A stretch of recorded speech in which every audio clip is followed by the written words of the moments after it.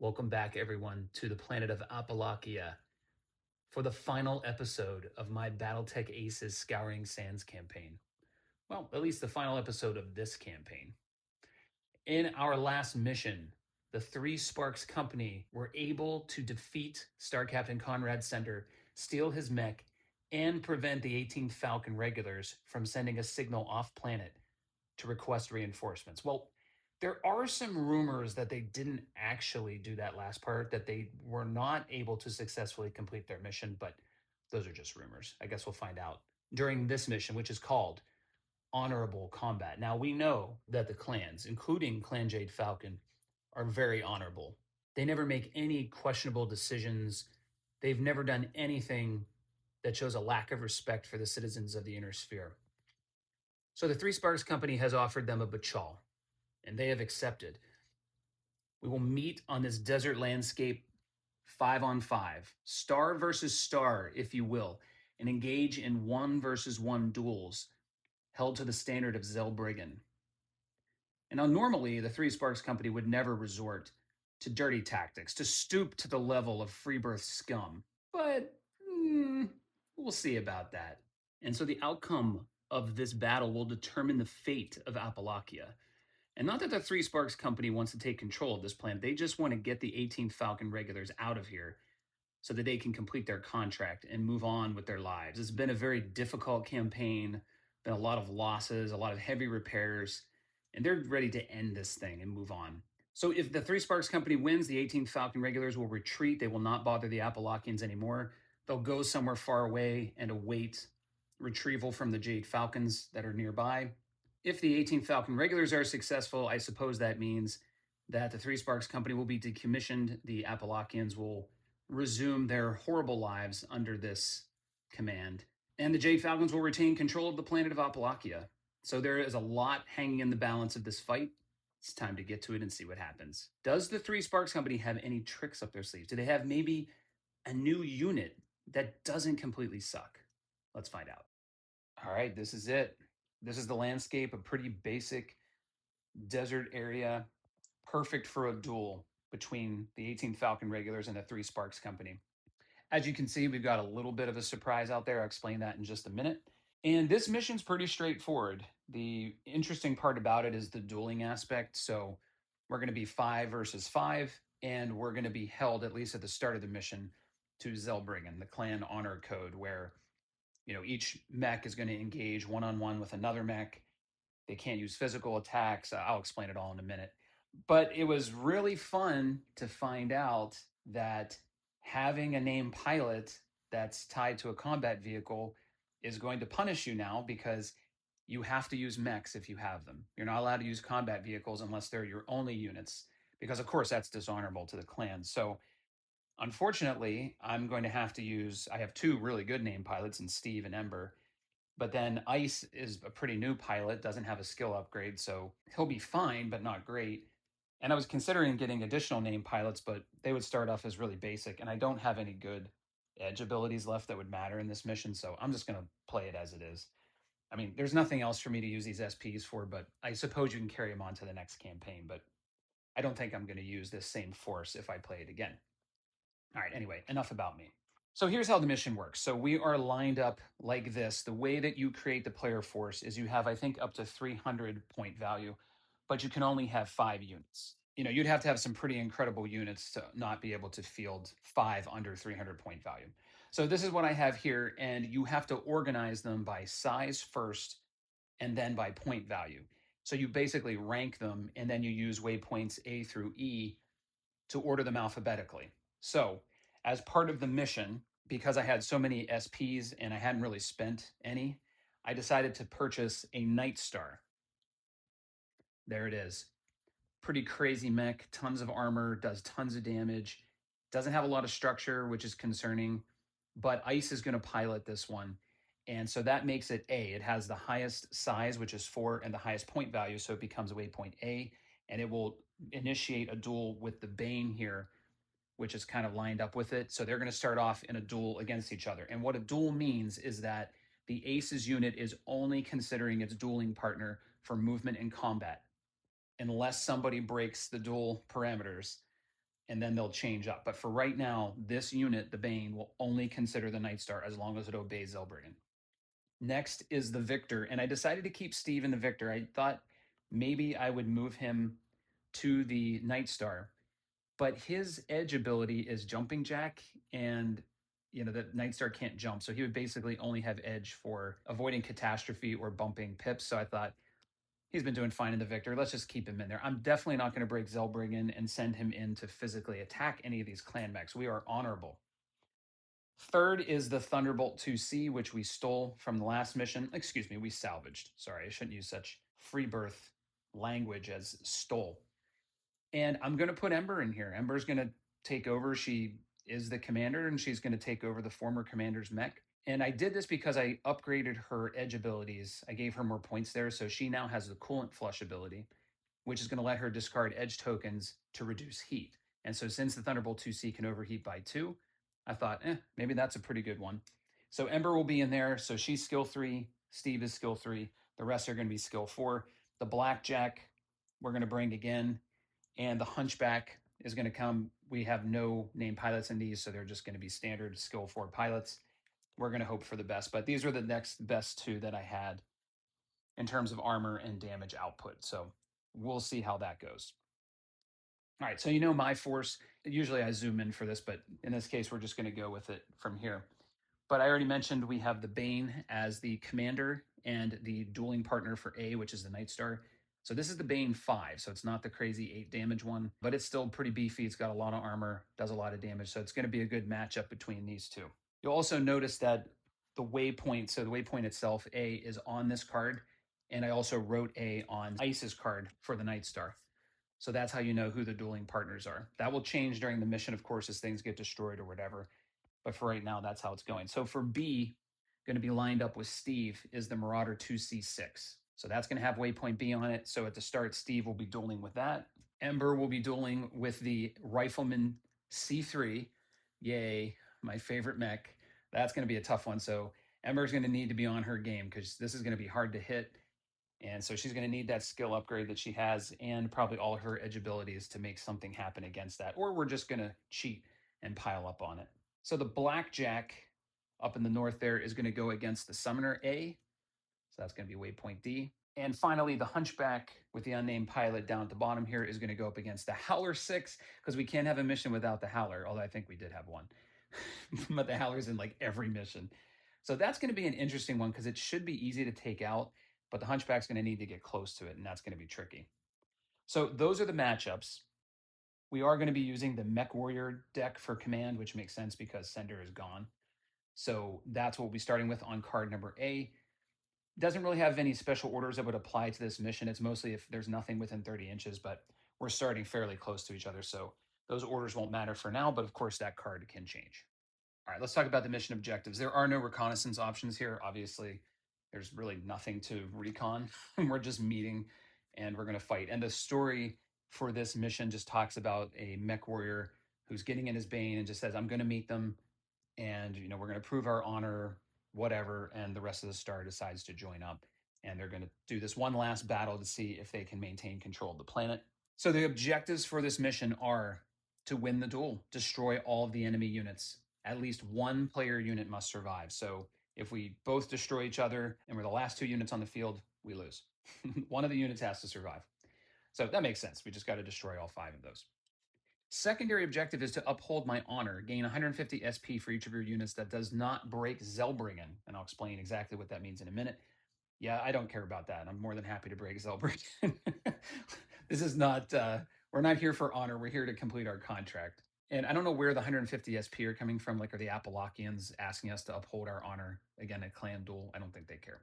Sortie ends with no units in play, of course, for one side. There is no turn limit. This can go on as long as it needs to. Just one side has to eliminate the other. All right, so we have one set of canyons here. Those are depth 1, so it's going to cost, there have been some questions about this, like how the heck do you get across these things? For this is about 2 inches wide, roughly. So if a unit's here and it wants to go across to here, it's going to spend 2 inches to get across it. Then it needs to pay 2 inches to go down an inch and 2 inches to go up an inch. So it's 6 inches total to get across this. When it's the river side, it's going to be 8 inches because you also have to pay a penalty for the water. So These things are a real pain in the neck to get across. When we destroy one of the enemy units, we will reveal the waypoint on it, and we'll go to the back of the book and see what happens. I'm hoping there's going to be good things like, oh, get another edge token or whatever. Okay, I mentioned as far as zellbrigen goes, all the units are paired up. So in the movement phase, the enemies are only considering their dueling partner. So that all the Jade Falcon units are only considering their partner when it comes to target selection and movement. And they have to have line of sight to the dueling partner at the end of movement. As long as it has a partner, it has to have line of sight to it at the end of their movement. During the combat phase, they will only consider their dueling partner for attacks. If anyone has broken zellbrigen, they will also consider those, same with movement. But for the start of the match, everyone has a dueling partner, so they're only considering that for movement and combat. If there are any completed duels, so if one unit destroys the other, we will clear off the waypoint, we'll clear off the letter that's marked on the card, and then they'll choose a new dueling partner if possible. If it's not possible, then things change up a little bit, but if there is a way to get back into a duel with a single unit, they will do that. If the Aces side, if the Falcons don't have a dueling partner, they won't attack. They might move, but they will not attack anything as long as there are no units on the player side that haven't broken zellbrigen. If the player unit doesn't have a dueling partner, it can move, no problem. But if it attacks something, it breaks zellbrigen, and then we continue on with that part of it. Now, breaking zellbrigen, what does that mean exactly? This means that you have committed desgra, according to the clans. That's dishonor. And to do that, I would escape. If one of my units escapes off the edge, which any of these edges are available to escape, I don't know why you do this. I mean, I guess if you're playing the long game and you plan to do this campaign multiple times, maybe you want to save a unit or make it cheaper. But anyway, if we escape for whatever reason, that is breaking zellbrigen. If we perform a physical attack, the clans hate physical attacks, that breaks zellbrigen. If one of the player units does not have line of sight to its dueling partner, that breaks zellbrigen. That means you're a coward and you're trying to hide. That will break zellbrigen. Same goes if you one of the player units has line of sight but is not within attack range. That breaks zellbrigen. So you're a coward. You're out of range. You can't do any damage. That's dishonorable according to the clans. Any of those will break it. If that happens, you will erase the letter that's on the player card. So, for example, if Ember is the one to do it, come on, Ember would never do that. I'll take the C off of here and replace it with an X. Any units that have an X are also considered by the enemy units. So even if they have a dueling partner, so let's say Ember breaks zellbrigen, the Bane will now consider the Night Star and the Thunderbolt 2C because it broke zellbrigen. So all of those units now become available targets to the Aces side. And the first time this happens, you're going to read the waypoint X in the back. And then from that point on, the player units, there's no more honor for the ones that have broken zellbrigen, and the Aces are going to consider them for all movement and combat options. Now, they might still pick their dueling partner, but they have the other ones available. So, in other words, that could be bad because the Aces might all gang up on it and focus fire, but it could be good because that could help take heat off of another unit that's struggling. So, if the Night Star is taking a lot of damage, we could break zellbrigen and try to get the Aces to focus on something else. That's a possibility. I'm not sure exactly how I'm going to use that, but I'm almost surely going to break it. But that's it. Those are the parameters of the mission, and we just try to destroy one side or the other. I'm not going to regale you with the tale of the Three Sparks Company and how they made it through this campaign. It doesn't matter anymore. We got to this point. We mostly ignored the Apolakkians, but eventually did become their heroes and their only hope for saving this planet. And that's all that matters. At this point, we can complete the contract, and we're going to try to do that. I hope you enjoy the mission. I think it's going to be fun. This is the first straight up brawl. It's just nothing but a death match. Would be very familiar to people coming from the Alpha Strike box. And this will be it. So I hope we have an exciting conclusion. I'll do my best to make it so. Sometimes I get a little bit nervous because I think I'm going to lose, and then I'm not so entertaining, but we'll see. And I mentioned at the beginning a little teaser that this might not be my last campaign. You know, I realize that there's not much of a market for really long 2-hour videos of one person rambling and playing solo, but I find it fun. I don't know. I think it's fun. It's entertaining for me. I enjoy it. I like sharing with you if you care to watch it and want to comment. And that's really all that matters. I'm having fun. It's helping me learn the rules. It's helping me get better at Alpha Strike. I really never played Alpha Strike before this. So, you know, it's all in good fun. All right, let's roll initiative and get to it. All right, there are no penalties for this first round, no bonuses. As always, the orange dice will be for the Three Sparks Company, the player force. The green will be for the 18th Falcon Regulars, the enemy Aces force. So just a straight up roll on the first round of initiative. And we win. So the Aces will need to go first. Love it. I realized I didn't have the turn track out there, so that was a good reminder to put it out and actually mark who won initiative so I don't forget like in a couple missions ago. I was doing some of the quick strikes videos, so I took all this stuff out of here and had to refresh my memory on what needs to be out here for the mission. Okay, so the Bane's going to be up first. It's going to go Bane, Summoner, Marauder, Rifleman, Howler. That's going to be the order. And I guess it makes sense when you win initiative to let the dueling partner go right after, right? I mean, if the Bane goes, then I should move the Night Star because the other units aren't considering it. So I make them move first, and then I move the matching unit. I don't know. We'll see how it goes. We'll see where this Bane decides to move. Probably going to just go in the woods, would be my guess. It can't move very far. All right, pretty simple movement for the aces. The Bane just needed a unit within 24 inches, which obviously it has. They're all within 24 inches at the start.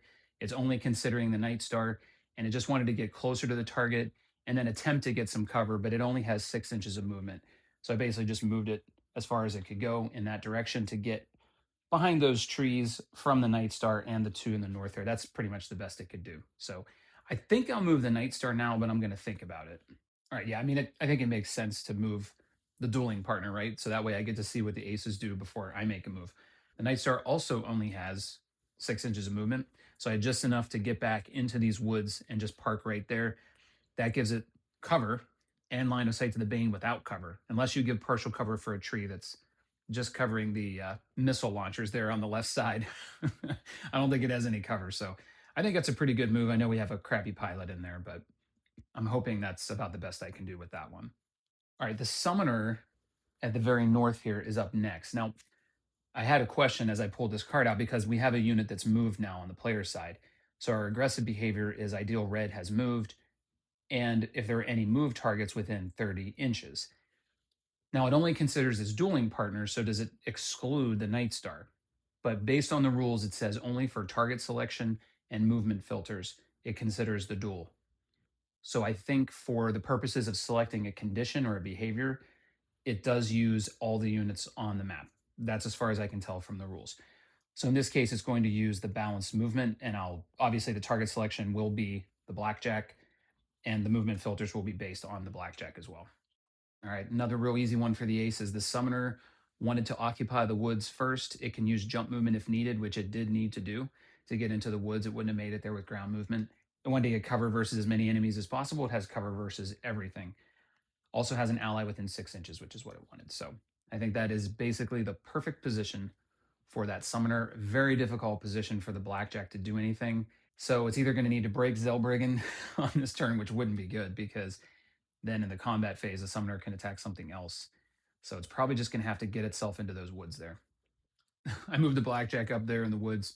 So these two are basically just going to shoot at the air because the Summoner is going to have 10s to hit the blackjack. The blackjack's going to have 12s to hit the Summoner. So it's just going to be a silly round of combat between those two. All right, that's where the Marauder went. Very similar to the Bane. It just wanted to get closer to Steve using aggressive movement. It wanted to try to get some cover. It didn't have enough to get in the woods, so that's the best I could do. Put it right in front there. The good thing is it will have cover to shoot through. Steve will have cover to shoot through. This might be my opportunity to get Steve in closer because I do want him to engage in close combat. Not saying I'm going to punch this Marauder in the back. I mean, I wouldn't do something that dishonorable, but it's an option. Yeah, I forgot there's a canyon right in front of Steve. So it makes sense for him to just jump right in that canyon, get the extra bonus for partial cover because it's depth 1, and get a lot closer to that Marauder. It was almost exactly 8 inches to jump in there. Man, I'll tell you what, these aces cards are super easy when they're only thinking about one target. And when the landscape's really simple. So this Rifleman wanted, of course, Ember in the Thunderbolt 2C. It wanted to get within 18 inches, which I think I got just about perfectly. Yeah, just about 18 inches. Probably have to move it back just a little bit. And it wanted to get cover. So this hillside was the best I could do. The woods were not within 18 inches. So I thought that was where it would go. Now, the good thing is, of course, Ember gets to move after, so it can take that partial cover away. But I mean, this thing has the strong jump ability. So that means it gets a 4 TMM, I think, if I'm doing this right. It just seems so crazy. And it's going to jump every round, so I really don't know how the heck I'm going to take this thing out. But the good news is that it also has to pay the jumping penalty, so it's not going to have an easy time hitting Ember. All right, I may regret this because this Rifleman, if it wins initiative, could dance around Ember. But it's probably going to go before the Howler, so I'd always have an opportunity to react to it, I think. But anyway, so Ember just moved her full amount forward to get it out of partial cover to at least have a decent shot at hitting it. It stayed within medium range. So I think they're both going to have 9s against each other, something like that. That's it. So it's just down to the Howler and the Hunchback. All right, had to adjust the camera down a little bit. The Howler wanted to get line of sight only to the Hunchback, its selected target. And the only place I could do that was to move it down here behind this rock. I can just barely see it around there. So it's all the way at the bottom of the map. Literally can't go any further. So pretty simple movement there again, but that's the only place I could go and get it cover and only line of sight to the Hunchback. So, all right, there you have it. Hunchback just used its full movement as well. It has to maintain line of sight or it breaks zellbrigen. That's about the best I could do. I could maybe try to move it a little bit farther south, and maybe I'll do that to get the partial cover out of the way. So we'll do that. You know, the Howler can't do much damage, luckily, but it's going to have much better numbers against the Hunchback than the Hunchback does against it. So definitely going to be some interesting duels. It's really going to come down to what Steve can do and what the Nightstar and Ice can do. If they can somehow get the advantage on their target, then they might be able to help pile on these other ones. But as of right now, I don't know. It's just going to come down to a lot of luck with the dice rolls. But luckily, we've got edge on our side.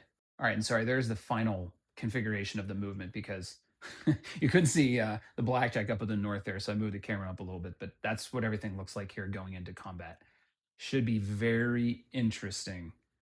All right, the Bane is up first. It's nice in combat. You know exactly who they're attacking as long as the duels are intact. So it is targeting Ice in the Nightstar way off in the distance there in the woods. Going to be a big attack coming in. Let's see if Ice can avoid too much damage. All right, going to be just 7s for the Bane.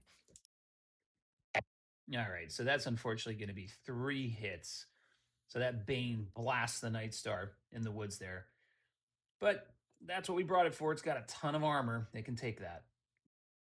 All right, Summoner's up next. Man, I love this with the one-on-one combat. It's so easy to figure out the combat phase. Love this action shot. All right, Summoner is going to target its dueling partner, the Blackjack, also in the woods. These are going to be insane numbers because it jumped. The Blackjack jumped. They're just going to shoot past each other. All right, Summoner's going to need 10s to land anything on this Blackjack. Does 4 damage from medium range. Here we go. That actually hit on the purple dice. Okay, so it gets 1 pip on the Blackjack, which has 5 armor, so still doing okay. Okay, the aces have a conga line going on here. I'm going to try to keep it just to the Marauder 2C there, eyeing down its dueling buddy Steve in the canyon. Going to need 9s to hit this. Not great numbers. Nobody really has great numbers this round, but this thing's going to try to hurt Steve.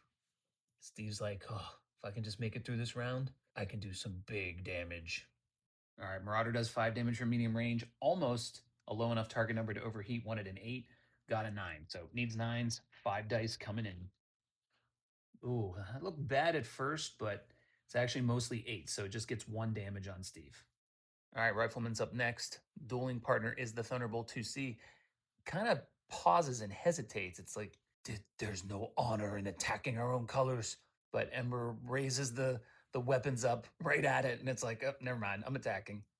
All right, going to be 9s here as well. Does 4 from medium range, will not overheat. That's going to be nothing. All right, finally we got the Baboon or the Howler, whatever, on the Hunchback. I can't even get behind it because it's so close to the edge of the map. But this is probably going to be the best shot of the round. Howler just needs 6s on the big dumb Hunchback. Here we go. Ooh, just gets 1 of them. All right, 3 Sparks Company's making it out okay. All right, there is the damage on our side. Really not bad. The worst was the Nightstar, which took 3 damage. It's our turn now. Unfortunately, I feel like it's going to be about the same or probably a little worse because I think overall our target numbers are worse than theirs, but we're playing the long game here. We want to get to rounds 2 and 3 where I think we could do a lot more damage. All right, Ice and the Nightstar ready to fire back on that Bane way in the distance. Has a clear line of sight past the trees, so this is also going to be a 7 because it's not paying a cover penalty.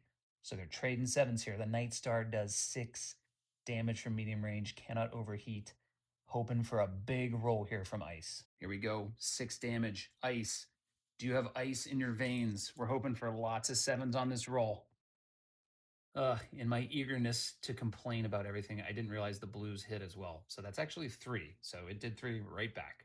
All right, not even going to bother with an action shot on this one. The Blackjack's going to attack the summoner. It needs 12s. Yeah, that's right. It needs 12s.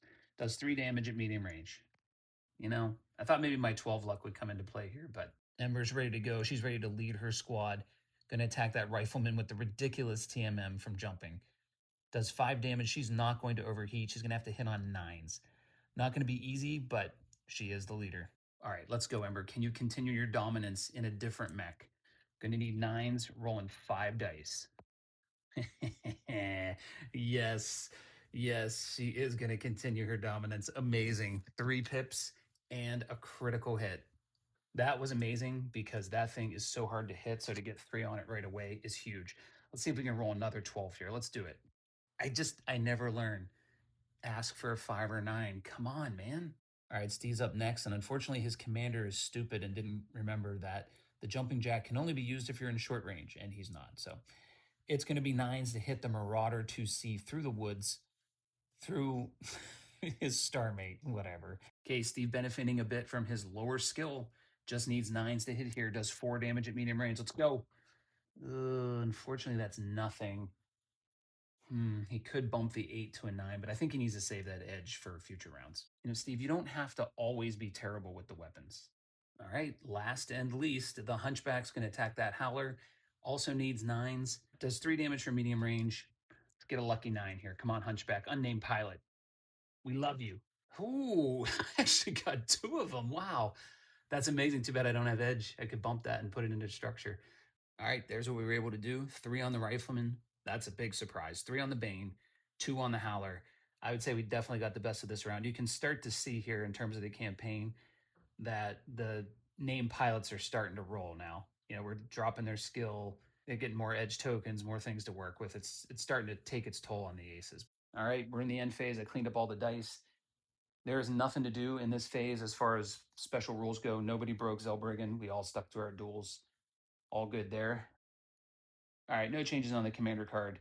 The only thing we could possibly have is a unit within 24 inches of any of yours with a TMM of 3 or higher. That's not going to happen. The Thunderbolt 2C has the highest at 2. The Blackjack and the Victor can get it by jumping, but that's the closest we're ever going to get. So that one's not going to be true. So it's not going to happen until we destroy something or they destroy one of our units. That's when we'll switch that card. Okay, let's roll initiative. All right, since I am keeping the initiative tracker up to date, we won initiative last time, so there is a -2 penalty for the orange dice. I would love to win initiative again. Initiative is huge in this kind of fight. Not good. They win, so they will have initiative this time, and they'll get to react to what I do. So I might have to mix up my order a little bit. All right, so here's kind of my thought process for this. I don't claim to be really great at Alpha Strike, but because of the duel thing, and nobody's broken it yet, the aces have to go after the unit that they're paired with. So really, regardless of which one I move, the Bane is going to go first and is going to go after the Night Star. I know that for a fact. So I'm wondering if I could potentially, and if I move the camera just a tad here, I could potentially move my Hunchback up against this rock like this with its back facing it. And that Howler is going to have to come around and get eyes on it because it has to follow the dueling, which says it must have targeting range at the end of the round. All right, that's what I decided to do. I am going to move the Hunchback. It's kind of like the one that it's in the least trouble by having to move first because that Howler can't really do that much to it. But if I move it this way, it does have to come out from behind this rock to face me. And I didn't really leave anywhere for it to get much cover. It might just go like right here and just try to take this rock. But this prevents it from getting behind me. I measured it out. It's not going to be able to get behind the Hunchback. So that kind of sinks an initiative here, and it doesn't really hurt me in any way. I'm still going to be able to attack it for sure, and it can't get behind me and do anything crazy like that. The other units won't target it until I do something shady. Okay, Juggernaut kind of doing the same thing. It wanted to get closer to its target, which is the Night Star, and it wanted to get in attack range to as many units as possible, which I don't know. Again, does that really matter? Because it's only focusing on the one, but it can attack everything, so it's fine. And it wanted to get cover versus as many units as possible, so just walked it straight forward into the woods there. I think that's going to make it easy then for the Night Star, which can just shuffle a bit over into the woods, and these two are just going to barrage each other until one dies. That's pretty much all that's going to happen here. All right, so I moved the Night Star a little bit over in the woods, just like I said I would. And now the rifleman has to go. And I'm starting to think that if you move a unit that you don't care that much about, like the Hunchback here, you can really gain the advantage. It's basically like I have initiative again. That moved, then I can move that. This moved, then I can move that. Because I know the order they're going to go in. So, all right. So that's where it ended up going. And that's where I ended up going. I feel like at a bare minimum, it should move far enough away that this can't get behind it. So I'm kind of tempted to just say it's going to jump here and do something like that and make the Thunderbolt have to do something different. I don't know. Let me know what you think about this. Maybe I should just say whatever. The card says do this, so just do it. But just given this weird dynamic of having these clan rules in place, it just, I don't know. It just seems too easy to exploit. Okay, I think I'm just going to play it like this instead. So it jumps far enough away that Ember can't get behind it. Ember's just going to walk right up to take the cover away. And so she's standing right on the edge of that canyon, so it will not get partial cover on that. And they're just going to duke it out right in front of each other. All right, that's where the Marauder 2C went. It again used aggressive movement. Maybe I'm doing this wrong, but it doesn't say anything in the sortie that I can find that you're supposed to just use cautious movement or something. It doesn't say anything about the behavior condition. So I'm playing it like it actually uses these, then it just selects its dueling partner. So there was a moved unit. Ember was within 12 inches, so it used aggressive. It picks the victor. And once it get closer to the target, but not have any enemies within 12, Ember was within 12, so I was able to get 4 inches here, 2 inches up here, 2 inches up here. So that got it just outside of 12 inches of Ember. That's the only place I could put it to honor that. Can't occupy the woods for that. So in classic BattleTech, right? Because I'm tempted to just jump Steve here right in front of the Marauder to leave open the chance of a physical attack. In classic BattleTech, there is no way I would ever do this because then the Marauder could kick on the punch table. Now, I know it's a clan unit. It's not supposed to do a physical attack, but Aces says they will if it's their only option. So if I put it in base to base and it can't attack with weapons, it will use a physical attack. But in Classic, I wouldn't do it because it'd have a chance of kicking me in the head and killing me. So in Alpha Star, I don't have to worry about that. So I could jump it there and exchange physical attacks, but I don't know if I'm necessarily ready to do that. I feel like I just want to get into short range and brawl with it, but it does have a lot of armor. All right, I'm going to think about this. All right, I think I'm going to go there. I'm going to stick to the rules for the zellbrigen, and I'm going to be able to use his jumping jack ability. And he should have real good numbers on that Marauder. Of course, it's going to have good numbers on Steve, but I'm willing to trade off right now. All right, that's where the Howler went. It had kind of one of those cards where it wanted to get out of line of sight of as many things as possible, but it could not avoid the Night Star. I tried to put it here, but it could still see that. So its next instruction was get into the woods. So it went there. So Ember can't see this Howler because it's behind her. And I think line of sight to that blackjack is blocked, I think. No, I think Ember can, or I think the blackjack's Ember, but it's not. So I think actually this is going to have to go up here. It could go down. Well, it said occupy the woods as its second. Yeah, it could just go right here. It's just going to move just a little bit from there to here because that'll only have it in 2 lines of sight if that Night Star can even see it. All right, so here's another weird one. So I just jumped the blackjack in the woods there just to maintain that mod. So the summoner card wants to use aggressive movement because it can technically move behind Ember. But then the instructions are, obviously it's picking the blackjack and it says get in the fewest enemy attack ranges. Well, that would be back here because I would take Steve out. I don't think I can, it has to use ground movement, so I can't get any of the other ones out of line of sight. So I could move it back there to take Steve out of the equation. Am I supposed to do that? Because, technically we're playing by a dual zellbrigen and Steve can't attack him anyway. At least that's the way the rules are supposed to work. So should it care about that? I don't know. But that's where it would want to go to get Steve out of the equation. That's where everything moved. Please let me know what you think. This is easier in some ways because it's just I know what the target is every time, but it's harder in other ways because I feel like the Aces are playing like it's just a normal mission when they should be playing like it's a duel. But the cards don't adjust for that. So, all right, well, let's get into some combat. Let's see what happens. So I'm going to go first this time. All right, Ice and the Night Star is going to go first. I feel like this is a pretty familiar view. Basically the same as the last time. Targeting the Bane again. Going to stick to the rules here. Keep the clans honest. Don't want a free-for-all going on here, especially since we're going first. So it is going to attack. I don't think it'll overheat, but let's check the numbers first. Never mind, Night Star can't overheat, so it's going to do 6 damage from medium range. Needs 8s this time because it does not have clear line of sight. It's got the woods in the way. All right, let's see what you can do here, Ice. Let's do it. God awful ice. Come on, man.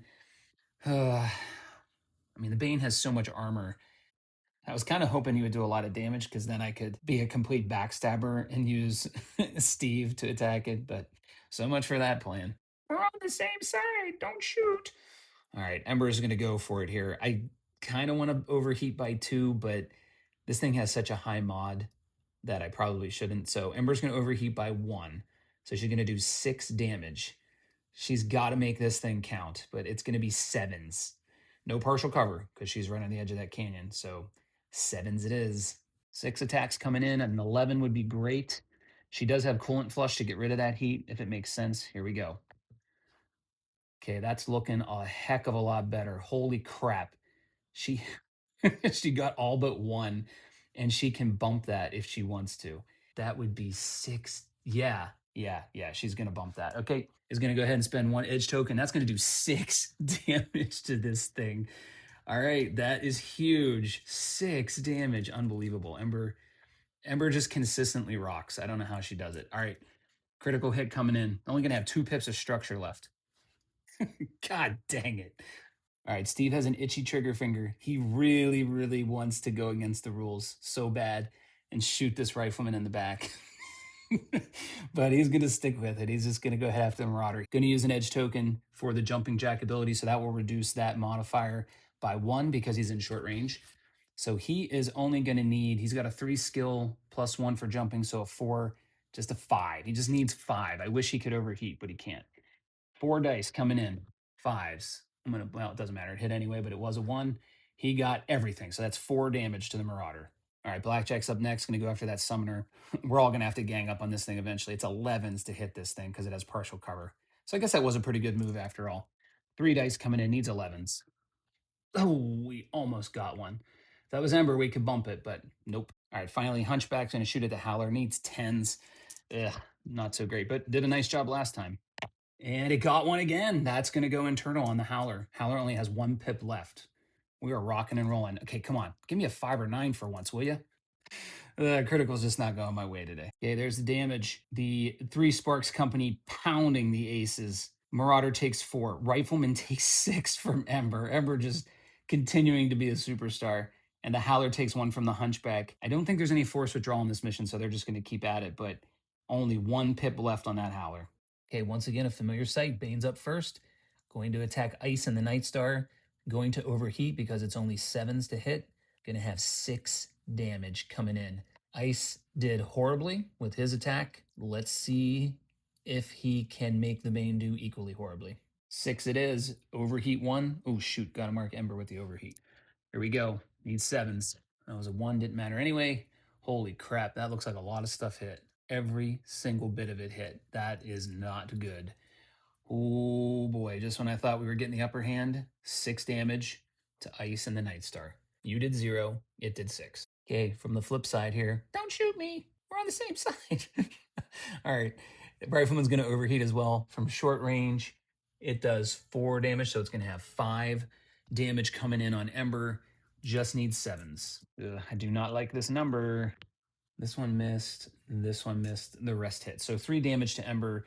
I don't think she's been hit yet. So, okay, Marauder's up next on Steve. I think it's just going to be 5s. Uh-oh. It's also going to overheat. I really need to mark these with overheater. I'm going to forget. It's going to do 5 damage. Here we go. Ooh, got 1 bad one. Okay, the rest hit. 4 damage to Steve. Okay, Summoner's up next. Looking through the carnage between the Marauder and Steve. Into the woods there. The Blackjack, going to be a tough target to hit, but just going to be 8s, so it's not that tough. Here we go. Ooh, pretty garbage rolling. Just 1 to the Blackjack. All right, Howler's going for the Hunchback. Going to be 6s. Just does 2 damage.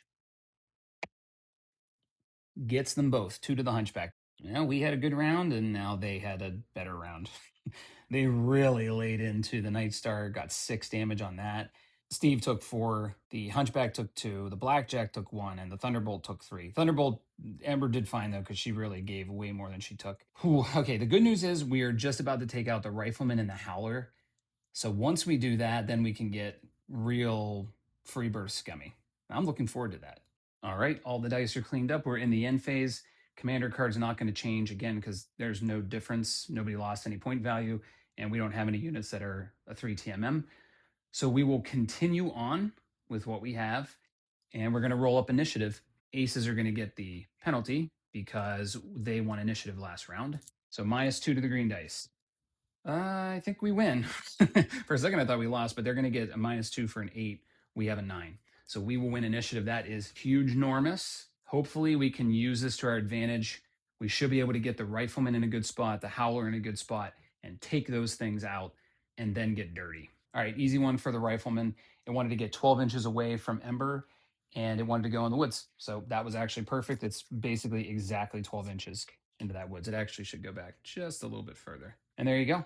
So that's it. I'm kind of tempted to just waltz Ember right up into its face. Oh, and I forgot if I wanted to do the coolant flush. I think I do, but that would be it for Ember's edge. We'll stick with it for now. Okay, I went back and forth on this a little bit, but I was going to take her here, but her numbers are horrible against the rifleman. They're going to be 10s. Its numbers against her were going to be not that bad. I think 7s or 8s maybe or something. I guess 9s. But anyway, so I figured, well, why doesn't she just walk into the canyon here? So she's going to go there, get the extra partial cover, make it a little bit harder for him, and they'll probably trade off. And then I'll decide if I'm going to betray my honor and just have the Night Star unload on that thing. We shall see. Okay, I forgot this rifleman overheated, so I marked that. So the rifleman, Ember, the Bane, and the Marauder, I believe, all overheated by 1 in the last round. I think I got that right. You got to mark it when it happens, but I always forget because I get busy marking things off. Anyway, the Marauder went there. It just wanted to get at medium range to Steve. That was tough because it had to spend a lot of movement to get down there, but it had just enough to get in the woods here, and that would put it at medium range. So now Steve is up. I think I'll move him next. All right, so Steve, hopefully you can see that, but Steve just jumped up next to that taller rock to get partial cover from the Marauder. I did reface the Rifleman. By the way, I had it facing directly this way. I angled it in that direction just to make sure it was a little more aligned with the way it's supposed to do facing. Okay, I moved the summoner, but I got to walk back this other move. I think I have a better place for the summoner. Marauder can't get in here because it has less movement, and the card it had only allows it to use ground movement, so it can't jump. Sometimes I think that's kind of silly, but anyway, it can't. It's not supposed to jump, so it would have had to go about. I mean, Steve at the time was about there, so it probably would have just tried to go. I honestly don't know. Maybe it could have gone in the woods. I guess just its base has to be in. So it probably would have done something like that. So Steve would have moved somewhere like that just to keep that partial cover. I think that's pretty good. Actually, he probably would have just kind of gone there. I think that's still an inch that he moved. In any case, so the summoner now will go here. It wanted to get line of sight to a move target, so it would be able to get Steve, and then it just wanted to be in the woods. So, and be 12 inches away from the blackjack, close enough.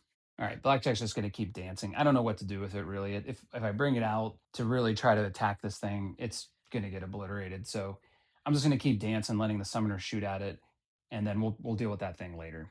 Okay, Bane's keeping it simple. It have a moved unit within 24 inches in its targeting range. Yep. Is it already in the woods? Yep. So it's just going to stay where it is, which that's unfortunate because it's going to have pretty good numbers against the Night Star. So I think this might be my opportunity to commit Desgra, and I'm going to move the Night Star back this way. I have 6 inches I can move it. So I'm going to move it back here. And just in case things don't go according to plan, I don't think it can quite get in the rear arc, but I'm just going to put it back there so it can get its movement modifier. And then if things go bad, it can just unload on this rifleman and take it out. I know that's going to basically make it a target for everything, but yeah, at least the aces have to go first, so they won't be able to act on it until the next round. All right, Howler had the same kind of card. It just wanted to get out of as many lines of sight as possible, so I moved it up here to block Steve and the blackjack. Ember can't see it because it's in its rear, and so that just leaves the hunchback and the Night Star. So there was no reason for me to move the hunchback this way because it would be medium range no matter what I did. So I moved it this way to get in short range of the rifleman. Again, if I decide I want to go that route and just take it out here, which I think I'm probably going to do on this round, I think it's time to just end the charade. And so it can attack. The Night Star can attack. We have a lot of options to take this stupid thing out. This should be an interesting round of combat. They're going to have to go first, which is great because I technically haven't done anything wrong yet. Everything has line of sight to its dueling partner. So we're good. But let's see just how much the aces are going to destroy us. All right, Rifleman's going to go for Ember. Horrible numbers. It has overheated. She's in the canyon, so it's going to be 11s. It's going to do 4 damage from medium range. Needs to hit 11s here. Coming in. It got some 6s, but did not hit an 11, so no damage. All right, Marauder's up next. It needs 7s to hit Steve. That means it's going to overheat again. It's going to have 6 coming in at medium range. Needs 7s. So that's 1, 2, 3, 4 hit plus a critical hit. Uh-oh. All right, luckily Steve has an edge left. We're going to do a double critical roll because I went into structure. 2 crits coming in. Oh boy. Double fire control hits. That's going to pretty much make him useless. Those don't take effect until next round. Okay, he's just going to become a physical attack specialist next round. All right, we'll take him. Okay, Summoner's going for the blackjack in the woods again. Going to be 8s again. Same as last time. Here we go. Does 4 from medium range. Cannot overheat. Oh god, another critical. All my criticals are going the other way this mission. Rolling up a critical. So that's just 1 damage plus a critical. That's a weapon hit. Okay, no problem. We'll take it. All right, the Bane's up next. Going for Ice and the Night Star.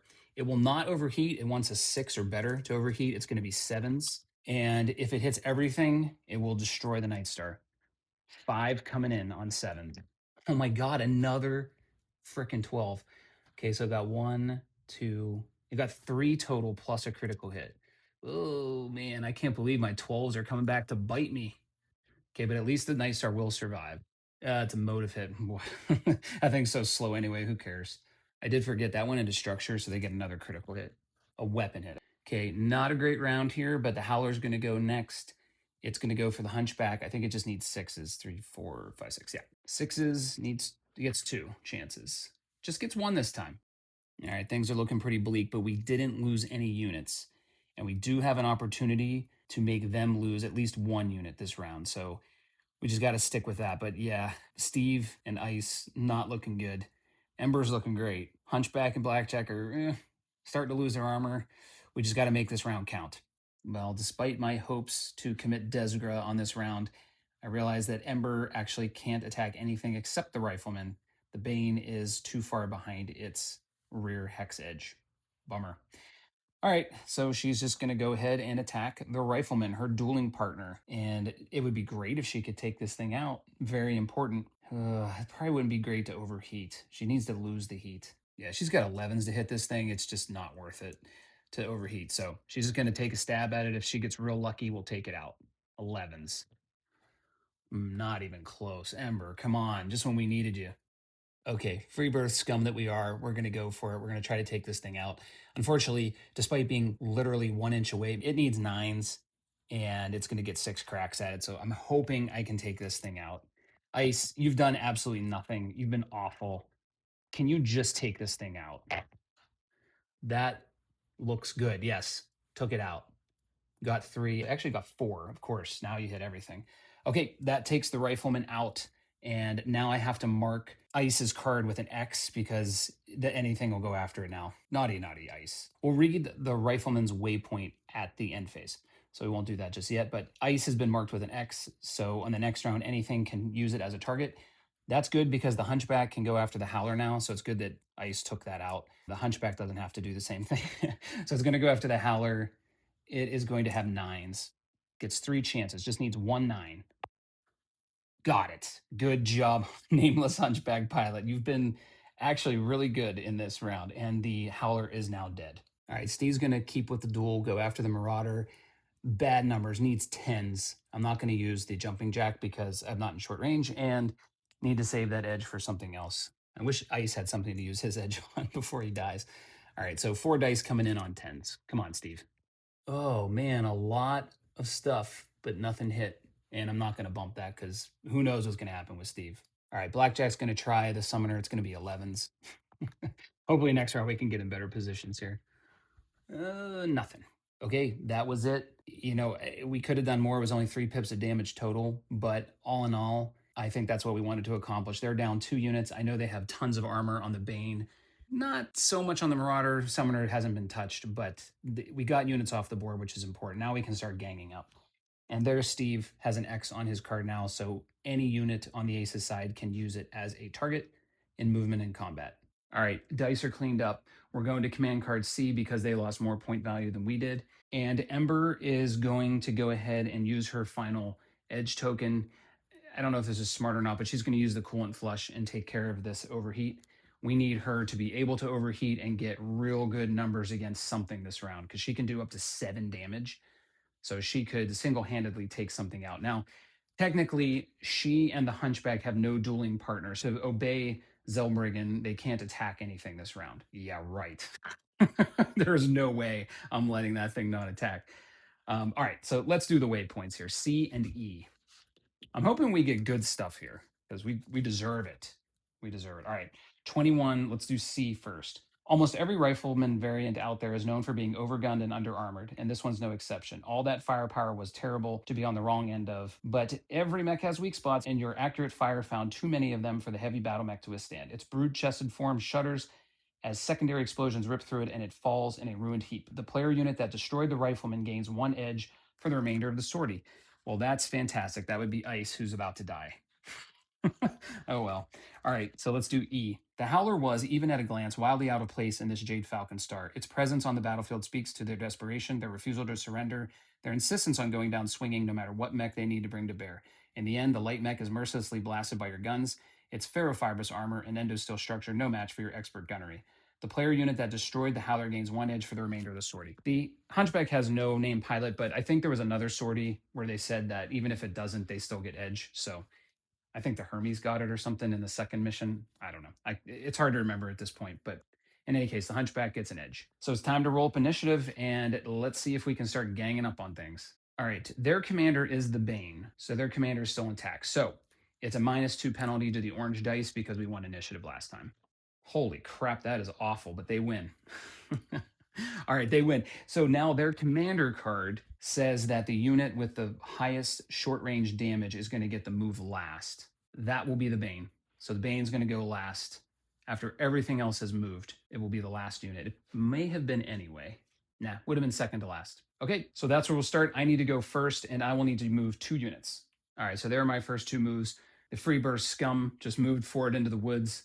It gets no TMM for movement because it has a motive hit, the MP hit, and it's just going to get the cover from the woods. It's going to get killed this round no matter what. The Bane's going to take it out. That's okay. Ice has lots of edge, so hopefully I can use it on the attack or whatever, do something with it. And then I move the Hunchback up here. I just want to get it close to things just to gang up on them. So, all right, that's where the summoner moved. It picked the Night Star as its target. It can choose either the Blackjack or the Night Star because that has an X on it now. And it was the only unit on the board that had moved that it's allowed to choose for target selection. Now, its instructions were a bit weird because it wanted to have the very first thing was no unmoved enemies within 12 inches. And Ember is right there. So it couldn't move this direction without having it in 12 inches. So it had to go backwards. And then it wanted eventually to get into woods. So it ended up going there. So kind of weird. I think they might be long range from each other.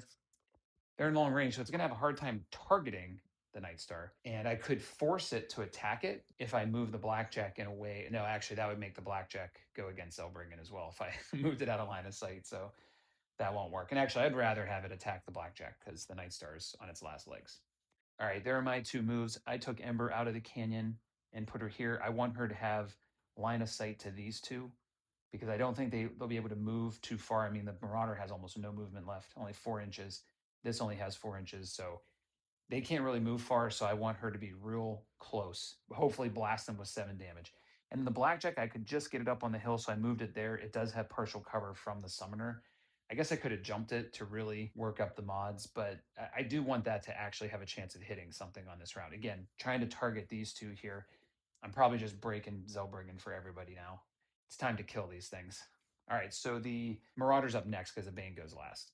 All right, there is the Marauder's movement. It wanted to find the nearest target, which was Steve. So it could pick Steve or the Night Star.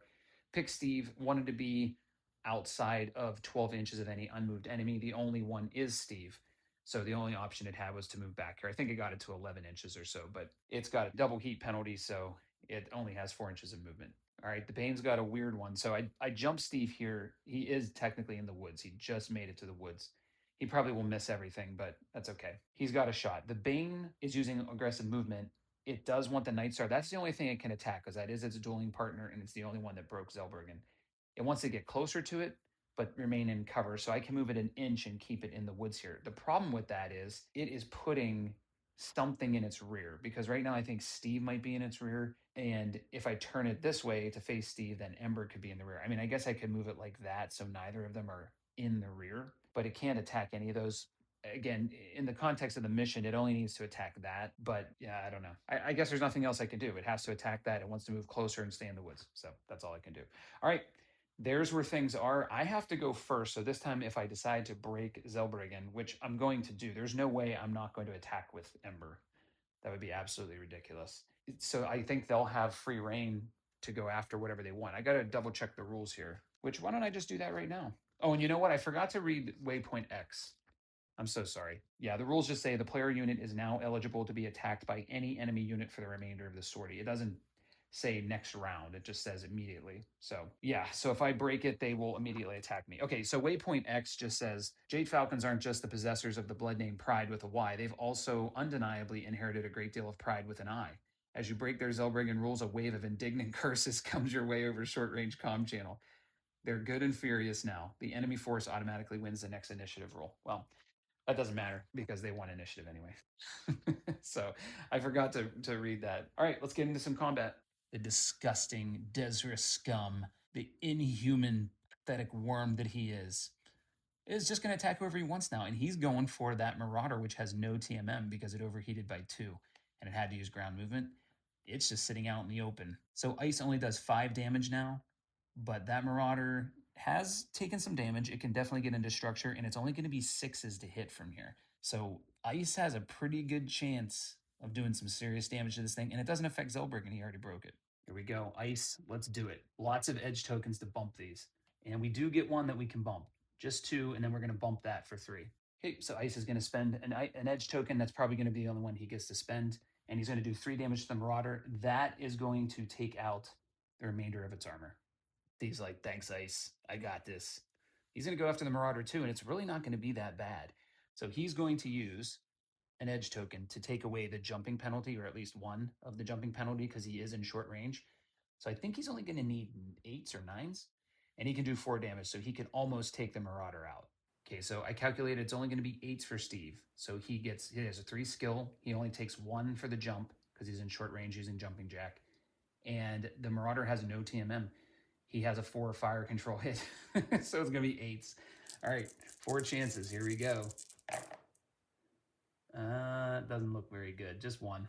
That's too bad. But it is a critical hit on the Marauder. Come on, 5 or 9. Let's just keep it rolling. Ooh, 7 motive hit. Oh, that doesn't really matter.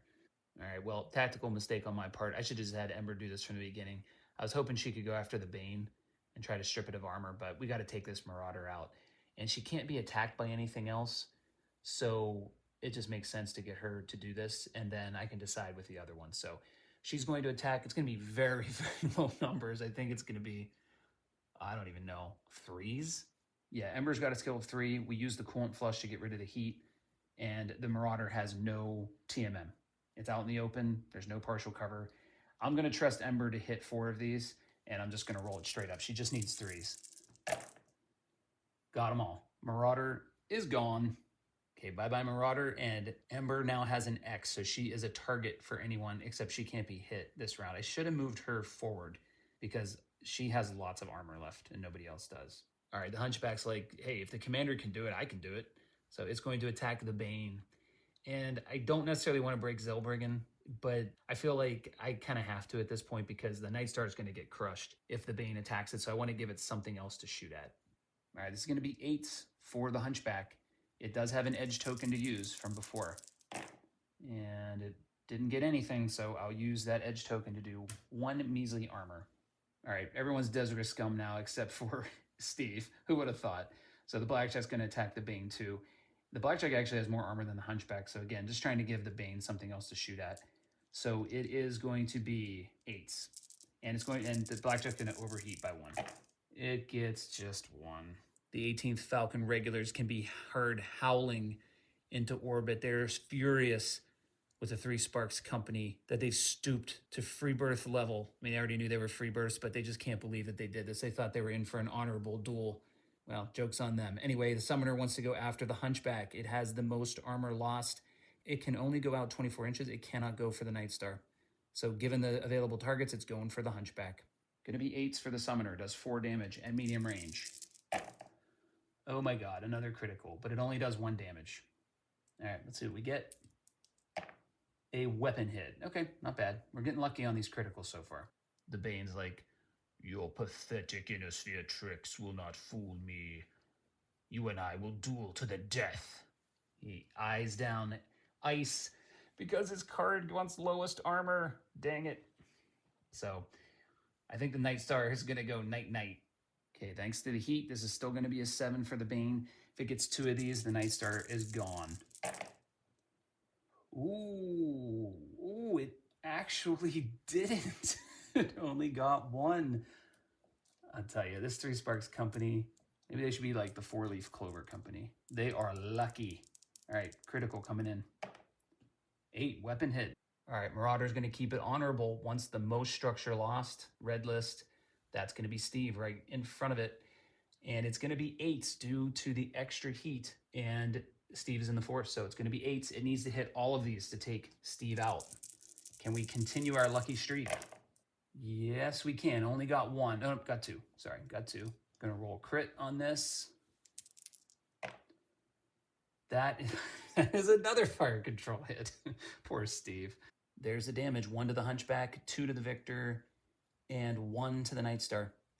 Everything lives. That's probably going to win the mission for us because we still have all of our units.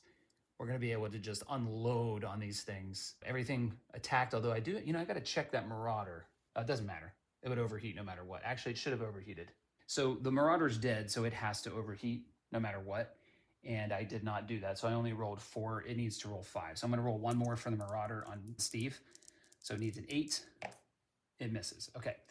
The Bane, actually on its card, I forgot to check it, but at TN7, it would overheat by 1. So it will get 1 more roll against ice, which if it's successful, it will kill it. So if it gets a 7 or greater, Night Star's gone. It got it. Okay, so the Night Star is gone. All right, so there's the damage.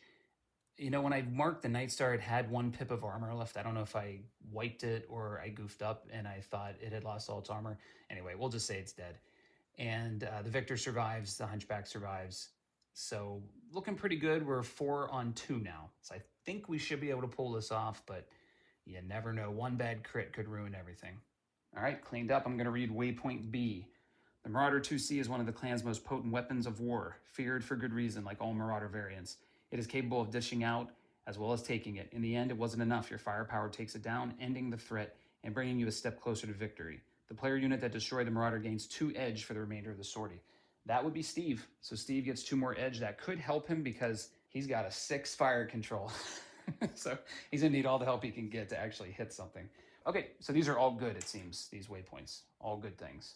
All right, so we've got the Bane at this point with about 10 armor left. We got the Summoner, which hasn't been touched, at 10 as well. So we need to dish out 20 points of damage. It's not really going to be possible, I don't think, on the next round. I don't think we can do 20 points of damage, but we just got to slowly take these things out. Let's roll initiative. Okay, the Bane is the commander, so there's no commanders out of this mission, and they won initiative last time, so they get a -2. Although I don't know, do they get a -2 when they automatically win it? We'll just say yes. So the green get a -2. That will be a win for us either way, even if they didn't get the penalty. Okay, so they have to go first. That's huge. Okay, we also switched to command card B because we lost more point value than they did on that round. And so that's going to make the Bane go first. It says move first for the highest medium damage. That is the Bane. So that is just exactly what I wanted to hear. The Bane's going to have to go first. It has 2 inches of movement because it overheated 2 times. And it basically can't move. And we've got a whole bunch of stuff around it. We can get them all in short range and just unload on this thing. Okay, so due to the rules, because Steve has not broken his duel and the Bane has no more partner, the Bane now will pair up with the Victor. So Steve now has the Bane as its dueling partner. However, all of these units are eligible targets, but it wanted the nearest, which was Steve. It can only move 2 inches. It just wanted to try to get closer to the target and get cover. And so that's the only place that it can go. I mean, come on, what did you think I was going to do? Steve goes in the back for a physical attack. And so I'll get no points for holding Zellbrigen. and Ember moves into the rear arc in short range, but leaves it open in case the summoner does something interesting. All right, that's where the summoner is going to go. It wanted the ideal blue, which is Ember, and she's available because she broke zellbrigen, so it just wanted to get within 6 inches and in the woods. All right, there it is. The summoner did the best it could to keep everything in its line of sight, but the blackjack just had enough movement to get behind it, not in the rear, but it could get behind it. And then the hunchback, I just moved up. We're just going to try to blast this Bane into next year, and then we'll deal with the summoner. Okay, so the summoner was successfully baited by Ember. It wanted the blue list, which I'll show you here, is the highest TMM. That is Ember with a 2 TMM. All right, so it's going to be 3 damage from short range. It needs 5s to hit. That gets everything. All right, that's it. That's all they were able to do. Just get 3 pips onto Ember. Initiative this late in the game when everything's close together is real important, and they did not get it. And we were luckily spread out in all directions. So no matter where they went, we were going to be able to get things in behind. Okay, now it's up to the 3 Sparks Company to finish this. All right, Ember's shooting into the back of the Bane. Gonna overheat by 2. This is gonna be 8 damage from short range, and she needs a 4. Just has cover in the woods, but no TMM, so she just needs a 4 on these. 8 coming in. Hits every single one of them like the boss she is. She came into her own in mission number 2 when we chased down Star Commander Maya, and she has just dominated ever since. So that is 8 damage to the Bane. That's going to go internal. I'm going to clear the dice and we'll roll it. Critical hit coming in. 3. That's an engine hit. That's not really going to matter a whole lot. Bane's got 2 pips of structure left. I suppose if it survives, it'll just overheat even more, but okay. Steve is ready. Steve can't shoot anything anymore. It's got a 6 modifier for any weapon attacks, but he's in base to base, so he can punch this thing right through the back of the cockpit and take out the commander. Just going to need a 4. That's all he needs. Let's do this, Steve. Boom. Punched. Back of the head. See you later, Bane. The commander of this final brave star of 18th Falcon Regulars gets punched out by Steve. Steve's standing over it, staring. He's had enough of this. He's ready to get off this planet. All right, Blackjack is behind the summoner, but not in its rear. It's going to overheat by 1 to do 3 damage. It just needs 7s here on the summoner. This will be the first time the summoner takes damage if we hit. And we do. That's a 6 on the ping, so it doesn't matter. That's 1 hit to the summoner, but that is all the damage it's taken. All right, Hunchback's going to do the same, 3 damage. It's in the woods and at medium range, so it's going to be 9s for the Hunchback. Gets nothing. Okay. All right, there it is. Bane is gone. The summoner is all that remains. If we win initiative, that thing is for sure done. If it wins initiative, I guess it could try to run away and make it hard on us, but I think 4-on-1, we're going to be able to take it out. All right, everything's cleaned up. Let's read waypoint A. The Bane was well named by the clan technicians that created it. Renowned for laying down a withering hail of autocannon fire as well as supplementary missiles and lasers, its removal from the battlefield is no mean feat. You are able to withstand its fire and bring it down. The player unit that destroyed the Bane gains 2 edge for the remainder of the sortie. All right, Steve's got more edge than he knows what to do with. All right, going into round 6, we will have a penalty to initiative this round, but they will have an equal penalty for losing their commanders, so it's an even up. If we win initiative here, that pretty much wins it for us. And we do by 1. So we win initiative. That summoner has to go first, and we can just surround it and take this thing out. All right, kind of what you'd expect from the summoner. It picked the nearest target. At this point, it can pick anything because they've all broken zellbrigen. So it picked Steve. It wanted to get 18 inches away. It only has 10 inches of movement, so it can't. But it could jump if needed, so it jumped into the woods here. That's as far away as I could get it. It wants cover from as many units as possible. That's the only way to guarantee it. We're just going to get real close and do our best. I'm going to show you the aces, and then I'll just summarize what happens with us, because at this point, it's kind of a foregone conclusion. I mean, it can only take out 1 unit per round at best. So, I think we're going to wither it down and beat it. But it's going to go for Steve. He's lost the most armor. It does 3 at short range. It's going to need 6s. That is going to do it for Steve.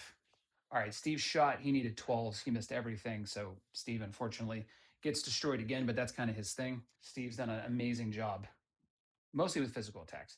Okay, but I paused because the blackjack shot, it only got 1 pip, but it was a 12, so I'm going to roll the crit on camera, just in case something really crazy happens. Nah, just a weapon hit.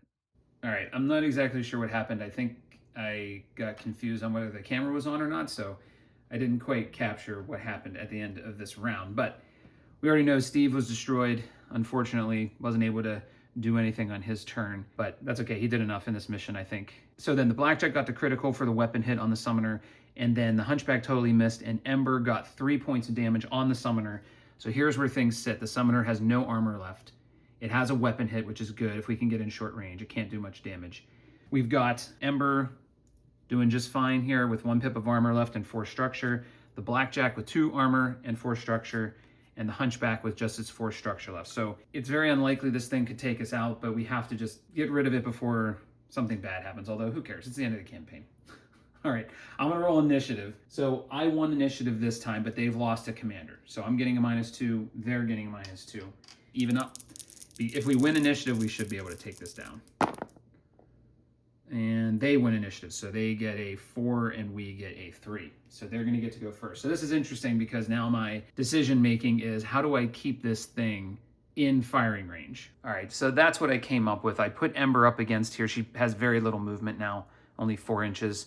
So what I'm trying to do is make sure that the summoner has to get in a position to attack something and can't hide. I moved the Hunchback back here and the Blackjack jumped into there. I'm probably, depending on what happens, I'm gonna think about just not firing with Ember and the Blackjack to let them cool down. All right, so here's the card. It's gonna use aggressive because everything is moved and it's all close. The red list is gonna pick Ember for highest medium damage, and it wants no unmoved enemies in 12 inches, which is no problem, they've all moved. It wants to get 12 inches from the target. So that's gonna eliminate these woods. All right, I'm just gonna obey the card. It wants 12 inches away. The only place I can do that is up north because it was here and it only has 10 inches of movement. So it's just gonna go right there. And I don't think it's great, but it is what it is. Okay, so my turn to shoot. Ember's not going to shoot. She's going to cool off, take the heat away. Blackjack's going to do the same thing, just not shoot. So now we're going to attack with just the Hunchback. It's not going to be great numbers, but that's okay. I think we're going to play for next round. So I'm going to need 8s. Does 3 damage from medium range. Needs 8s. Oh, okay. You know what? Does the Hunchback... No, the Hunchback doesn't have any edge left. Okay, that's 1 hit. And it does go into structure, so that's going to be a double critical. So I'm going to roll the orange and the yellow. Still rolling a lot of 12s. Crazy. All right. Okay, so that's another weapon hit and a fire control hit. Okay, this summoner is pretty much done at this point. Can't do much damage, and it's going to have a +2 to its attacks in the next round. All right, so the summoner is going to attack Ember. That's what it used for movement. That's what it's going to attack. So it's going to have just 6s, does 3 damage for medium range. That's going to be just, no, 2 hits. That's going to be 2 hits. That is going to go into structure on Ember. Okay, Ember has no edge if anything real bad happens. Ooh, motive hit. Uh-oh. That's going to make her very slow. So I got rid of the heat, but she's going to be slowed down anyway. Okay, that's it. I'll clean this up. We'll go to next initiative. All right, we're into round 8. Nothing changed. So we're still on command card B. So I don't think I said that last time, but it switched to B because I took out Steve and I didn't take anything out. So they're getting a -4 now. They have no commander. They won initiative last round. I should and need to win this. We win. Okay.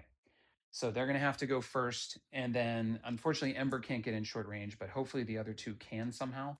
All right, another kind of weird one. It has to go to cautious movement. It wants to jump. It wants to have targeting range to as many enemies as possible and be 18 inches from the target. So it pretty much is going to go in that back corner. All right, this is what I went with. There's no point in moving these 2 because they're going to have 9s if they move forward. They can't get in short range. They'll have 8s if they just stay where they are, and they'll have a bonus from the cover, although I guess they get their TMM. So they have to attack first. I think this is probably going to attack. Yeah, it's going out 24 inches. It wants the red list. It's going to attack Ember. So it's going to have 8s. Oh, it only does 2 damage from medium range now. I forgot because it has a double weapon hit now. 2 damage coming in from medium range, needs 8s. It does not hit. All right, our turn. It's going to let Ember go first. Ember also needs 8s. Ember is going to overheat by 2 because why not? So she's got 7 dice coming in. She needs 8s. If she gets 3 of these, we win and it's over. Okay. Whoa. Got stuff everywhere. Okay. Not looking good. Just the pink, I think. Nope. The gray hit as well. Hold on. Let me just move these. So she got 2. All right. So it's down to 1 pip. She does get a critical. Gets a 10. Another fire control hit. All right. So it's got 1 pip left. I guess the clans would just stay and fight to the last. They're not going to quit. So, okay. So we'll let the Hunchback go. It does 3 damage from medium. It's also going to be 8s. Just needs 1. That'll do it. Summoner's done. We win the mission. We win the campaign. We save the Apolakkians. from crushing oppression. So I will clean things up, and I will get into the after sortie steps. I mean, I guess I go through all this, even though it doesn't matter so much anymore, but we'll go through it, and I will talk about this mission, what I thought, and what the outcome of the campaign is. That's the exciting thing. And then I'll talk about maybe what I will do next, if I have any other ideas in my mind of what I'd like to do. Oh, just to be thorough, real quick. Waypoint D. The mighty summoner Omnimech, long ago dubbed Thor by rattled inner sphere opponents, has been a symbol of Clan Jade Falcon for hundreds of years. Thanks to your unerring firepower, this one is now a symbol of Clan Jade Falcon being blasted off the face of Apolakkia. As it falls, you know you're one step closer to freeing this world. The player unit that destroyed the summoner gets one edge for the remainder of the sortie. Okay, the Hunchback gets another edge. All right, that's it. The full campaign in the books. Honorable combat done. We won. We did it. I'll have to go back and see how much we earn. But let's read the outcome. Let's see what happens exactly. Named pilots earn up to 120 SP each. So we had 3 in here, right? So they're going to get 360. After winning the dueling combat, you take comfort in the fact that you were able to finish up your contract without any other sacrifice to the people. It seems like Star Captain Conrad Sender was the true toxic presence, and things can now move forward in a more civil fashion. The surviving Jade Falcons, battered and exhausted, still cling to their honor enough that the people of Apolakkia are safe from reprisals. You can now leave the planet and collect your pay in good conscience for another contract well executed. Continue to the epilogue. All right, let's read the epilogue, because this is going to be cool, because there's different outcomes depending on what you did. I'm not going to show them. I'll just read the one that happened. So I'm going to read the beginning part, and then I'll read the ending for myself. It's over. Star Captain Conrad Sender is gone, and his influence over the Jade Falcon warriors on Apolakkia is no more. The 18 Falcon Regulars are shattered, severely reduced in military might. The few warriors that survived retain their honor and look to begin their relationship with the merchant caste anew. Interesting. So they're going to stay and try to make good with the merchant caste. Very interesting. The skirmishes in and around the capital city of Rhodes have left their mark. Damaged buildings and infrastructure can be repaired in time, but clan or not, the Apolakkians have proven themselves as steadfast people.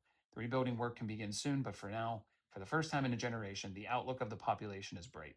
Apolakkia is free, and you followed through to the letter on your contract with the Alyena Mercantile League. It's time to get paid. That's what I'm talking about, baby. So there is an option here that says if you have the keyword captured commander, oh my God, there's actually something in this book that uses that keyword.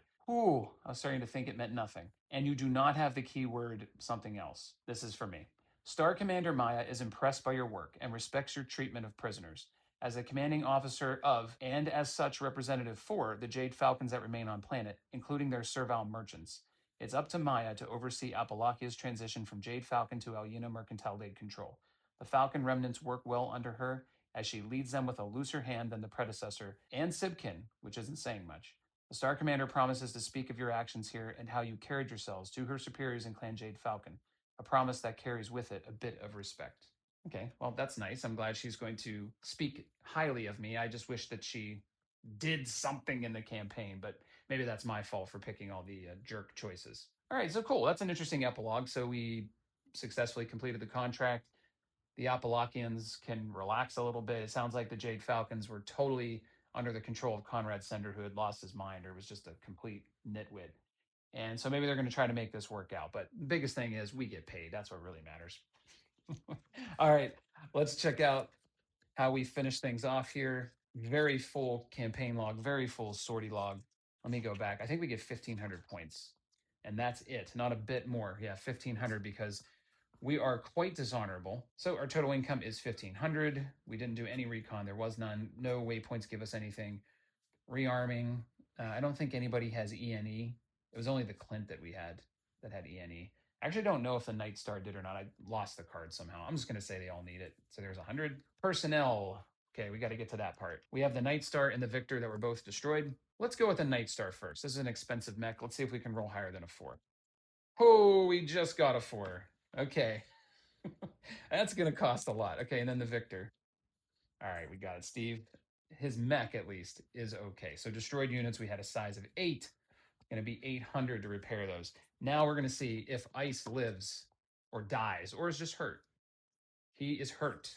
Okay, it doesn't really matter. Steve is fine. Of course he is. He's Steve. All right, so we have 1 wounded. That's 100, and we're not getting anything new. We don't have any crippled units. So that's nothing. We have structural or critical hits, though. We do have a total size of 5 for those, so that's 200. And we have only armor damage. That's the Blackjack. Blackjack did great, so that's 40. Okay, so that's going to put us at a total of 1,240. So we're not going to be able to give all those points. So that's, wait, what am I doing? Oh, I did all this over here. Whoops. Okay. So that's going to be 260 that we come away with. So that's all they're going to be able to get. So we only came away with 260, right? 260. So we would have to split that up with them. So that'd be 87 or something like that each would get. No purchases. They're going to take everything. So we're just going to stick with 350. And that'll do it. That's everything. I'm not going to bother upgrading the name pilots. I'm not going to continue on with this force. I'd redo it if I started over. I guess you can continue playing. You can go into another campaign using the same force with the same pilots that already have their experience, but I don't know. That's not as interesting to me. I like to play from the start, building up the pilots from the beginning, especially when you're playing the exact same campaign. I might use this force in the next box, Snowblind, if that's an option. I might do that. I hope it's an option. I think that would be pretty cool, but I'm not going to continue with these for this particular box. So I'll just call it there. As far as what I thought about this mission, I thought it was okay. I'm not a huge fan of deathmatch missions. They're just not for me. I could definitely see people coming from the Alpha Strike box that would really like this because it's kind of what they're used to. But for me, it's like whatever. It's just a death match. I know it had these special rules about zellbrigen, and that's fine. And I don't think I've actually ever played a game of BattleTech where I used the clan honor code. So that was kind of fun to use it. But the aces just don't think about the future, right? Like they just care about this immediate turn, the movement, the combat. So they're not thinking steps ahead. Like they innately trust the human player to not break zellbrigen, which of course that's what the clans do, and that's fine. But it's like, like I pull right behind the rifleman. The rifleman doesn't think about it. It's like, yeah, I'm gonna blow you away. So whatever. So sometimes those things, it's like I know I can outsmart them, so that's not a problem. It's just more of those first couple of rounds there where it was a lot of dice luck. So if they had gotten really lucky, they might have been able to take me out, but they didn't. And I got pretty lucky, I think, in the first round. And so it just kind of snowballed from there once I was able to take that rifleman and howler out. I give the MVP to the Hunchback, but I can't, so I would give it to Ember. She did great as always. So yeah, this is an okay mission. I mean, it was fun. I enjoyed it. I was looking forward to getting back to playing it. I had to take breaks as usual. And so yeah, I liked it, but it's not like one of my favorites or anything like that. As far as the whole campaign goes, I thought it was a ton of fun. I loved it. Had a lot of fun with it. I mean, there's some missions that I didn't like and some that just, the aces kind of did wonky things and it just made the mission not as challenging or tense as it should have been. But on the whole, it was super fun. I was always looking forward to playing the next mission or even playing the current mission if I had to take a break. I couldn't wait to get back. I love revealing the waypoints. It's just a lot of fun. I don't know what else to say. I mean, obviously I'm making videos about it and I'm not getting bored and I'm not stopping because it's a lot of fun. I really enjoy it. So that's what matters. I'm having fun. The mechanics and, some of my quibbles about this or that don't really mean as much as the fact that it's a blast. And I love just having a campaign ready to go, get the terrain out, put it together, read the rules, and get started on your mission. You don't have to do a whole lot of work to get this set up. Love that. So yeah, so I mean, if you watch to the very end of the last mission, I did technically fail that mission because the Pegasus died by my stupidity and I would have lost that mission. So it is challenging enough. Most points I at least had a chance of losing. And that's probably because I picked very basic units. There was nothing like really special or powerful that I chose, but that was my choice. In any case, tons of fun. Love it. I just can't imagine somebody would buy this box and not think it's really fun to play through this. Handling the ACES system is a different story. You may not enjoy doing that, but using this book and the system for the campaign, I just don't see how you couldn't like it. I am going to have a separate review on this. I'll probably have that out before I actually do this mission. And as far as what I'm going to do next in terms of playing the game, if people are still interested in watching playthroughs, I mean, like I said, I know there's not like a ton of people who want to watch 2-hour videos all the time. I personally do. I love watching playthroughs. So I know there's people out there like me. I just don't know if there's that many. But I'm not sure. I might maybe play through it again, although that seems kind of lame. I might I was thinking of two things. I might replay this campaign, but use classic BattleTech instead and try to use as much of the rest of this as I can, but use the classic BattleTech rules. or I might try my own custom campaign using classic BattleTech and trying to use the ACES system. But I don't know. If people mostly just like Alpha Strike and they just want to see that and they have no interest in classic, certainly don't want to waste my time making classic videos when people don't care about them. I can just do that on my own time and not record it. But if people think that would be cool, that would probably be my preference, would be to play classic. But let me know. Let me know what you'd like to see. At this point, I'm taking requests. People are asking me to do artillery videos, or asking me to do single example movement and combat and this rule, that rule, edge. I'll do whatever. I don't care. I like teaching rules. I think it's fun. So just let me know. But thank you very much for watching. If you made it through all the campaign missions, you're a trooper. To listen to my voice for 12 hours or 15 hours or whatever it is, greatly appreciated. And as always, let me know what you thought about the mission and the campaign. Love chatting with you guys. Have a good one.